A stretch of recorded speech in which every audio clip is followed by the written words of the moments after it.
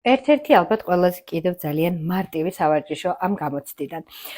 ამოცანის პირობა ხომ ასეთი იყო, გვაქვს მხოლოდ თითო 3, 5 და 7 კილოგრამიანი საწონები აქვს. ამიტომ რამდენ კილოგრამიანი ნივთის აწონვას ვერ შევძლებთ თებშებიან სასწორზე მხოლოდ ამ საწონების გამოყენებით.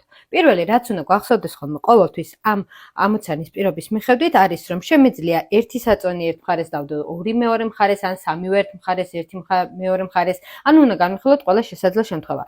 ერთი შემთხვევა 1 კილოგრამი რო ავწონო 7 კილოგრამიანს 1 კილოგრამს აქეთ მიუწვდეთ და 3-სა და 5-ის ჯამი 8-ს გამითანაბრებს და ამით 1 კილოგრამს ავწონი. თუ მინდა რომ 2 კილოგრამი ავწონო 5-ს ერთ მხარეს დავდებ 3-ს მეორეს და ამ 3 კილოგრამიან გირს მივდებ 2 კილოგრამიან ასაწონ ნივთს თუ რასაც არის არ აქვს მნიშვნელობა ამასაც შევძლებ რომ ავწონო.